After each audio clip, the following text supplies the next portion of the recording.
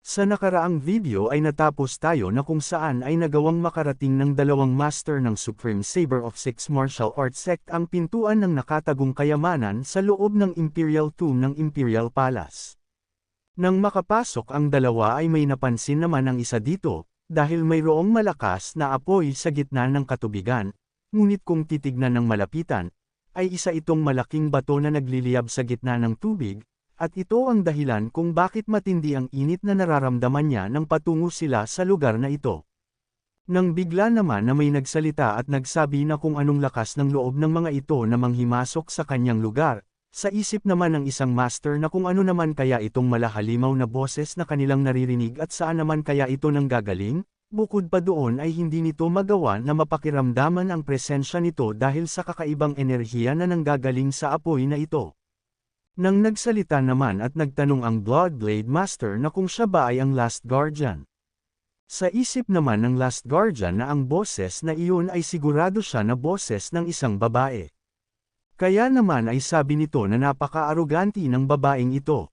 At mukhang hindi nito alam ang salitang takot, kaya naman ay tinanong niya ito na kung nais ba nitong nakawin ang kayamanan ng Imperial Palace. Sinagot naman siya ng Bloodblade Master na kung gaano ba katagal nito na nais na makipag-usap habang nagtatago. At mukhang ang Last Guardian ay natatakot sa kanya. O hindi naman kaya, ay nagtatago ito dahil sa hindi nitong magandang itsura. Napapatanong naman ang Master na kasama niya na kung ganito ba ang paraan ng mga babae sa pakikipag-away, ngunit sa tingin niya na ang ganitong simpleng pamamaraan ay hindi gagana. Nang bigla naman siyang nagulat dahil sa guma na nga ito at nagawang maipalabas ang nagtatagong guardian ng nakatagong kayamanan ng Imperial Palace, ngunit napatanong naman siya dahil sa papaanong nagagawa nitong matagalan ang ganito kalakas na apoy. Ngunit nagulat naman siya nang makita niya ang Last Guardian, dahil sa siya mismo ang apoy, at mukhang ang isang ito ay hindi isang tao. Sabi naman ng Bloodblade Master na ang akala niya ay isa lamang itong guardian, ngunit mukhang kinuha mismo nito ang kayamanan, ngunit hindi naman ito sinagot ang sinabi ng Master at unti-unting nawawala ang apoy na nakapalibot sa kanyang katawan habang papalapit sa kanila, matapos ay agad nitong kinuha ang isang nagbabagang tela, at isinuot sa kanyang katawan. Sa isip naman ng isang Master na ang isang ito ay nasa edad ng 20 lamang, ngunit ang ganda nito ay talagang labis na nakakaakit, nang bigla naman na tumawa ito ng malakas at napasabi na ang akala nito ay isa itong pambihirang babae ngunit mukhang nagkamali siya dahil wala namang kahit na anong espesyal sa kanya. Sa isip naman ng Bloodblade Master na mukhang tinatawag siya nitong hindi maganda, kaya naman ay sinabihan niya ang guardian na masyado itong aruganti para lamang sa isang hamak na tagabantay. Sa narinig naman nito ay nagalit ang Last Guardian at sinabi na matagal na panahon na niyang pinuprotektahan ang kayamanan bilang pangako niya sa Great Ming Empire's founding emperor, at hindi siya kagaya nila na magnanakaw na maaring husgahan lamang. Sa narinig naman na ito ng isang master ay bigla siyang nagulat dahil ang panahon na iyon ay halos 200 taon na ang nakalilipas. Dahil dito ay napatanong ang Bloodblade Master na kung ang gusto ba nitong sabihin ay halos 200 taon na siyang nabubuhay, ay ibig sabihin ay ang Kirin Blood ay bibigyan ka ng walang hanggang buhay. Sinabi naman dito ng Last Guardian na ang mga mata nito ay punong-puno ng pagkagaaman, at nagpalabas ito ng malakas na apoy sa kanyang kamay, matapos ay sinabi nito na siya si Ranyong, ang First Supreme, ay buburahin silang mga magnanakaw gaya ng kung ano ang sinumpaan niya sa founding emperor ng Great Ming Empire. Dagdag pa nito na hindi na nila magagawang makaalis pa sa lugar na ito, dahil papaslangan niya silang dalawa, matapos ay nagbigay ito ng malakas na atake sa dalawa, sabi naman ng isang master na siya na ang baalang sumangga dito.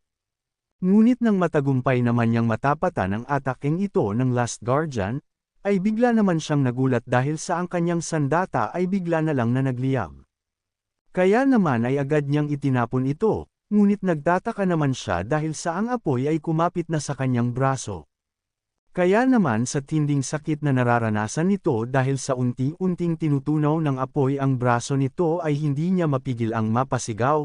Sabi naman dito ng Last Guardian na kung sa tingin ba nito ay madali lamang niyang maiiwasan ito, ang kanyang apoy ay kayang ihatid siya sa kailaliman ng impyerno, nang bigla naman na mabilis na nagtungo ang Bloodblade sa likudan nito, at nagbigay dito ng isang kritikal na pag-atake.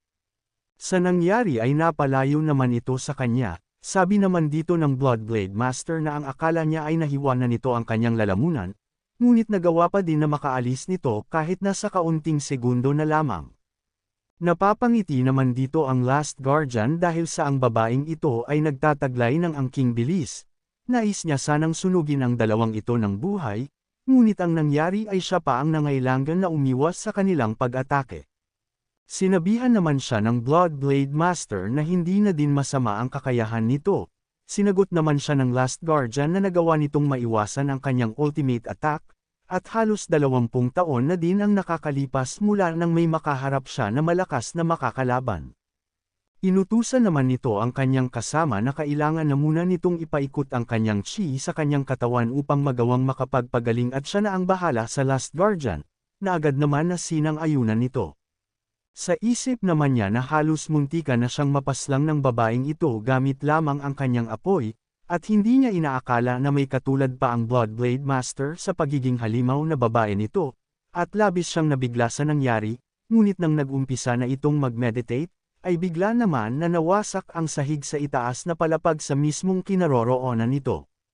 Nang papalapit na ang mga bato sa kanya ay napasabi na lang siya na hindi niya magagawa na maiwasan pa ito sa ganitong kalagayan niya, kaya naman ay wala na itong nagawa pa kung hindi ang suluhin ang lahat ng malalaking tipak ng bato na papabagsak sa kanya. Tinatawag naman siya ng Bloodblade Master at tinatanong kung buhay pa ba ito, ngunit bigla naman siyang nanas dito dahil sa nangyari sa kanya. Bigla naman na natigilan ang Last Guardian, at biglang may napansin sa itaas ng mga bumagsak na malalaking tipak ng bato. Sabi nito na mukhang may ibang tao pa ang nakapasok sa kanyang lugar na pinuprotektahan. Ngunit nagulat naman siya dahil sa namumukaan niya ang damit nito, at ito ay nagmula sa embroidered uniform guard. Nagpapasalamat naman dito si Yu-Woon dahil sa hindi pa ito nahuli na maabutin sila. Sa isip naman ng Last Guardian na ang isang ito ay itinatago ang kanyang chi at sigurado siya na ang isang ito ay malakas at napakapanganib, bukod pa doon ay nakasuot lamang ito ng damit ng mga gwardya ngunit masasabi niya na mas malakas pa ito kumpara sa personal guard ng Emperor. Napasabi naman ng Bloodblade Master na ang akala niya ay kapag natalo na nito ang babaeng guardian ay matatapos na siya dito, ngunit ang sitwasyon ngayon ay mukhang hindi na magiging madali para sa kanya. Dagdag pa nito na kung nagmula ito sa itaas ay ang ibig sabihin lamang nito na ang mga Blade Master sa itaas ay napaslang na. Sa isip naman ng Last Guardian na ang lalaking ito ay mukhang kakampi ng Bloodblade Master, at ganun din naman ang nasa isip ng Bloodblade Master na ang lalaking ito ay kakampi din ng Last Guardian, at sa isip nilang parehas na magiging mapanganib kung aatake ito ng sabay kasama ng lalaking ito. Kaya naman ay mabilis na nagtungo ang mga ito sa ating bida at sinabi na kailangan na ito muna ang maunang mabura. Ngunit bigla naman silang nagtaka dahil sa parehas nilang susugudin ang inaakala ng isa't isa na kakampi nila. Ngunit sa ginawa ng dalawang babae ay agad naman na inilabas ni Yu-Woon ang kanyang White Dragon Blade at ang kanyang Heavenly Demon Sword.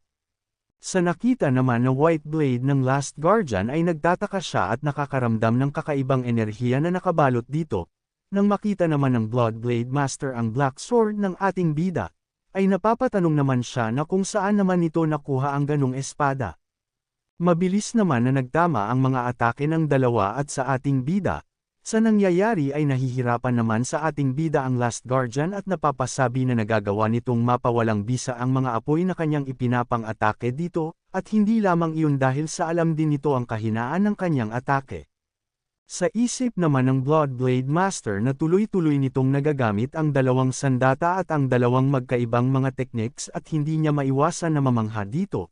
Sabi naman ng Last Guardian habang kinakaharap nila ang ating bida, ay ang lalaking ito ay labis na mapanganib kaya naman ay kailangan na nitong gamitin ang lahat ng kanyang lakas na mayroon siya, kaya naman ay bigla itong nagbagong anyo bilang isang tao na may balat ng isang kirin.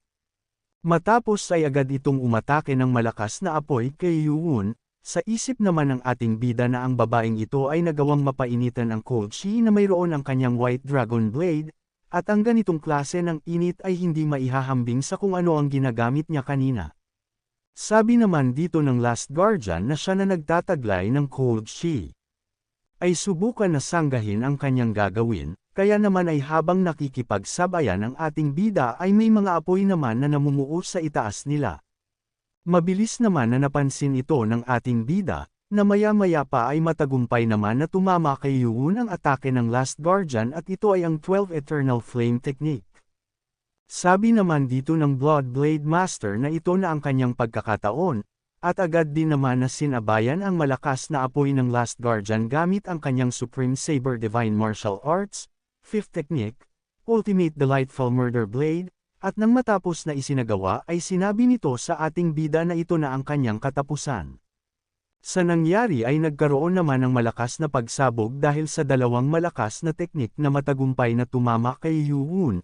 Nang mabilis na nakaalis ang Blood Blade Master malapit sa pagsabog, ay napasabi ito na sa ngayon ay isa na lang itong abo at kahit hindi na niya ito suriin pa, ngunit bigla naman siyang napatanong na kung bakit nito inatake ang isang embroidered uniform guard. Sa isip naman ng Last Guardian na sa huli ay ang babae pa din ang kanyang makakalaban, nang bigla naman siyang tinanong ng Blood Blade Master na kung ang lalaki kanina ay kung hindi niya ba talaga kakampi. Sinagot naman niya ito na ang akala niya ay kasamahan niya ang isang iyon, kaya naman ay sa isip ng parehas na kung hindi nito kakampi ang lalaki, ay sino naman kaya ang taong nakasuot ng pang-embroidered uniform guard. Kung umabot ka na sa parte ng video na ito ay maari lamang na i-click ang like at super thanks sa baba bilang pagsuporta. Maraming salamat. Sa isip naman ng Last Guardian na kung dapat ba ay tinanong niya muna ang pagkakakilanlan ng lalaking iyon bago niya paslangin. Ngunit wala na siyang magagawa dahil sa ngayon ay isa na lamang itong abo. Nang bigla naman itong nagtaka nang bigla siyang tinutukan ng Blood Master ng kanyang sandata. At sinabi na ngayon ay siya naman ang kanyang liligpitin. Sa nangyari ay nagalit naman ang Last Guardian sa pinapamalas nitong lakas ng loob at sinabi na may pag-asa lamang siyang manalo sa kanya kung sakaling dalawa sila ng lalaking iyon ang lalaban sa kanya. Kaya naman ay naghanda na ito ng mga bowl ang apoy sa kanyang itaas upang ipang-atake. Sabi naman ng Blood Blade Master na kung tingin ba nito nagagana ang ganitong klaseng pag-atake sa kanya ay nagkakamali siya. Sumagot naman siya dito na nagawa na niya ito ng ilang beses kaya naman ay alam niya nagagana ito. Ngunit bigla naman silang natigilan dahil sa bigla nilang naramdaman ang presensya ng ating bida, kaya naman ay napalingon sila sa kinaroroonan ng ating bida, at nagulat sila sa kanilang nakita, dahil ito ay isang Black Frost. Kaya naman ay nagtataka ang Last Guardian sa nangyayari dahil sa ang buong lugar ay nababalot ng init dahil sa kanyang apoy. Ngunit bakit ang sahig sa lugar ng ating bida ay nagyayelo? Matapos na mawala ang makapal na alikabok at usok, ay muling lumitaw si Yuun. Nagulat naman dito ang Blood Blade Master dahil sa ang lalaking inatake nila ng sabay ay ngayon ay buhay na buhay pa. Napansin naman ng Last Guardian na ang katawan nito ay mukhang napinsala ng husto, at ang kanyang mga panangga ay nawasak na din at mayroong mga hiwa sa buong katawan, nang bigla naman na gumaling ang mga ito. Sa nakitang mabilis na paggaling ng mga sugat ni Yuun ay nagulat ang Last Guardian, at ang pagpapagaling nito ay labis na mabilis, ito ay mas mabilis pa kumpara ng sa kanya, at ito ay dahil sa pagkonsumo niya ng kiring blood. Matapos na magulat ng mga ito ay sinabi naman ng ating bida sa dalawa na hindi niya inaasahan ang dalawang tao na mula sa Imperial Palace Guardian at sa Supreme Saber of Six Martial Arts Sect ay aatakihin siya ng tuloy-tuloy. Ngunit hindi na mahalaga ito ngayon, dahil sa hindi na siya mag-isang makikipaglaban pa. Nagtaka naman dito ang Blood Blade Master sa sinasabing ito ni Yuun, sa isip nito na wala naman siyang nararamdamang ibang presensya na nasa malapit. At mukhang nagsisinungaling ito dahil sa hindi ito kampante na mananalo sa kanilang dalawa, at alam naman niya dahil sa papaanong paraan naman ito mananalo sa kanilang dalawa, nang bigla naman itong natigilan, dahil sa ginagawa ni Yuun, at ito ay ang Chi Sword Control. Nagulat naman dito ang Last Guardian at napapasabi na mukhang ang isang ito ay isang Mystic Realm, dagdag pa nito na namuhay na siya ng 200 taon. Ngunit hindi pa siya nakakatagpo ng taong nakaabot na sa Mystic Realm, ngunit dagdag nito na kahit pa nakaabot na ito sa pagiging Mystic Realm ay alam naman niya na hindi nito magagawang makontrol ang lahat ng ito.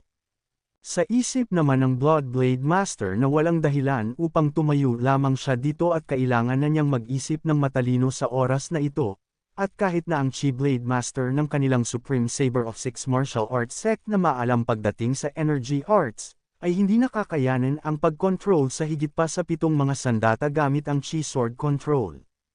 Dagdag pa nito na kahit gaano pa ito kalakas ay mayroon din itong limitasyon pagdating sa kung hanggang saan lamang ang Chi nito, at ang babaeng ito ay ang kanyang kalaban, ngunit para sa kanyang sariling kapakanan ay hinihiling nito na sana ay makatagal ito sa pagharap niya sa lalaking ito. Sinabihan naman ni Yuun ang nanomachine na maghanda ito dahil sa ibubuhos nila ang kanilang buong puwersa dito, kaya naman ay ini-activate na nito ang kanyang augmented reality. Sabi ng nanomachine na na-activate na ang self-targeting system para sa 12 espada, matapos ay sinabi nito sa nanomachine na huwag siya nitong ididismaya, matapos ay iniatake na nito ang 12 mga espada sa dalawa. Sa nangyari ay agad naman na sinabayan ito ng Last Guardian gamit ang kanyang mga fireball na inihanda niya kanina pa, nang bigla naman na tumagos dito ang atake ng ating bida. Kaya naman ay nagulat sa nakita niyang ito ang Last Guardian dahil sa nagawa lamang na mahiwa nito ang kanyang apoy, kaya naman ay napapatanong na siya na kung nagagawa ba talaga nitong makontrol ang lahat ng mga espada. Nang bigla naman na may malakas na pagsabog ang naganap, matapos ay nagpalabas naman ito ng malakas na apoy, matapos ay sabi nito na kahit pa ganun ay ang kanyang flame pillars na gawa sa kanyang innate core energy ay hindi magagawang masira kahit pa ng isang enhanced energy. Sa nakita naman na ginawang ito ng Last Guardian ay napangiti na lang dito si Yuun, at inihinto ang paggalaw ng kanyang mga espada. Sa nangyari ay nagtataka naman ang Last Guardian na kung bakit nagsipaghintuan ang mga espada nito. Matapos ay sinabi ng nanomachine na i-activate na nito ang 3 technique sa Heavenly Demon Sword Art, at 3 tech cues din sa 24 Demonic Sword Technique sa 6 na espada na kinokontrol gamit ang Chi Sword Control. Matapos ay unti-unti naman nitong nasesira ang Fire Pillar na ginawa ng Last Guardian, kaya naman ay sa isip nito na kaya din pala nitong magawang gumamit ng mga sword technique gamit ang Chi Sword Control, at ang ganitong bagay ay napaka-imposible na mangyari. Ngunit sabi nito na hindi siya maaring panghinaan ng ganun lamang kadali. Kaya naman ay sinabayan nito ang mga atake ng ating bida na paparating sa kanya, kaya naman ay sa ginawa nitong pagsabay sa mga atake ay nagsanhi ito ng malakas na pagsabog dahil sa pagtama ng kanilang mga teknik. Matapos ay agad naman itong napa-atras, ngunit nagulat naman siya nang mabilis siyang sinundan ng iba pang atake ni Yuun, kaya naman ay gulat na gulat ito dahil sa maigsing oras lamang ay nagawa nitong may atake ulit ang mga espada na kinontrol nito. Sa kabilang banda naman, ay hirap na sinasalag at iniiwasan ng Bloodblade Master ang mga pag-atake na ginagawa ng mga espada ng ating bida sa kanya, at napapasabi na napaka-imposible na magamit nito ang mga sword technique habang ginagamit ang Chi Sword Control. Dagdag pa nito na ang pakiramdam niya ngayon ay para siyang nakikipaglaban sa 6 na expert martial artist ng sabay-sabay, at hindi niya magawang masangga ito. Ang bawat isa sa mga techniques ng mga ito ay mas kumpleto kumpara sa Supreme Saber Divine Martial Arts, at mukhang pamilyar sa kanya ang mga ito. Nang bigla naman siyang may naalala, ang lalaking nagawang mapahinto sila sa kanilang ginagawang pagpapalawak sa impluensya ng Supreme Saber of Six Martial Arts Sect sa Jianghu noon. Dagdag pa nito na ang kanyang sword technique ay parehas sa matandang ito na inilantad ang kanyang pagkakakilanlan bilang ang cult leader ng Heavenly Demonic Cult, ngunit ang teknik nito ay mas polido kumpara sa matandang iyon. At mukhang ang taong ito ay nagmula din sa Heavenly Demonic Cult. Ngunit narinig niya na may tanging isang tao lang mula dito ang may kakayahang magawa ang ganitong mga teknik sa oras na ito, ang mahabang buhok nito at malamlam na muka, ay siguradong sigurado siya, na ang itsura nito ay ang kagaya ng kung ano ang inilarawan sa kanila ng inutusan nilang mag-espiya sa demonic cult, dahil sa ang tanging responsable lamang sa pagsira ng kanilang mga plano dito ng madaming ulit, ay ang pinuno ng Heavenly Demonic Cult, Xian Yuun. Kaya naman kung gusto mo na masubaybayan ang ating kwento ay i-open mo lang ang notification bell pagkatapos mo na mag-subscribe.